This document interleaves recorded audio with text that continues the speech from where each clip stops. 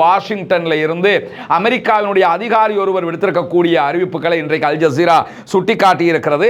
பாலஸ்தீன விடுதலை அமைப்பினர் இறந்த பணைய கைதிகளுடைய உடல்களை கொடுப்பதற்கு தாமதமாகி கொண்டிருக்கிற காரணத்தினால அதை காரணமாக வைத்து யுத்தத்தை ஆரம்பித்து விடுவதற்கு இஸ்ரேல் தடுமாறிக் கொண்டிருக்கிறது என்பதுதான் இங்கு வெளியாகி இருக்கக்கூடிய முக்கியமான செய்தியாக இருக்கிறது. எப்படியாவது யுத்தத்தை ஆரம்பிக்கணும், அதற்கு இதை ஒரு வழியாக அவர்கள் பயன்படுத்த நினைக்கிறார்கள். ஆனால் வாஷிங்டன் சொல்லக்கூடிய செய்தி என்னன்னு கேட்டா, நீங்க காசாவுக்கு தேவையான கனரக இயந்திரங்களை உள்ள விட்டுட்டீங்கன்னா, புல்டோசர் மாதிரி பெரிய பெரிய வாகனங்கள் எல்லாம் தேவைப்படுகிறது, மெஷினரிஸ் எல்லாம் தேவைப்படுகிறது, அதற்கெல்லாம் இஸ்ரேல் அனுமதிக்காமல் இருக்கிறது. அதையெல்லாம் அனுமதிச்சா உடனடியாக உங்களுடைய பணைய கைதிகளை மீட்டு விடலாம் என்று பாலஸ்தீன விடுதலை அமைப்பினர் ஆல்ரெடி சொல்லிட்டாங்க. எனவே பாலஸ்தீன விடுதலை அமைப்பினர் கேட்பதை கொடுத்து விட்டால் வேலை முடிந்துவிடும் என்று இன்றைக்கு இஸ்ரேலுக்கு அமெரிக்கா பதில் சொல்லி இருக்கக்கூடிய செய்திகளும் வெளியாகி இருக்கிற அதே நேரத்தில் அல் ஜசீராவினுடைய பத்திரிகையாளர்கள் இன்றைக்கு வெளியிட்டிருக்கக்கூடிய செய்திகளில் தெற்கு காசா பகுதிகளில் கான் யூனிஸுக்கு தென்கிழக்கே இருக்கக்கூடிய குடியிருப்பு கட்டிடங்களை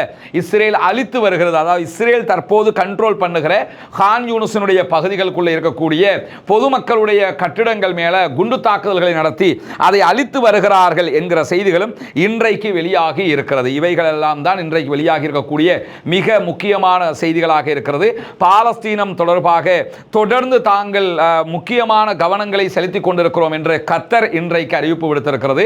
இந்த யுத்த நிறுத்தம் தொடர வேண்டும், அதற்கான முயற்சிகளைத்தான் எல்லோருமே செய்து கொண்டிருக்கிறோம் என்று சொல்லிக் கொண்டிருக்கக்கூடிய சூழல்ல தான் இந்த செய்திகளும் வெளியாகி இருக்கிறது. எனவே தொடர்ந்தும் இணைந்திருங்கள். பாலஸ்தீனத்தில் அடுத்து என்ன சம்பவங்கள் எல்லாம் நடைபெறுகிறது என்பதை வழமை போல் நம்ம தருவதற்கு தயாராக இருக்கிறோம். பாலஸ்தீனம் வெற்றி பெற வேண்டும்.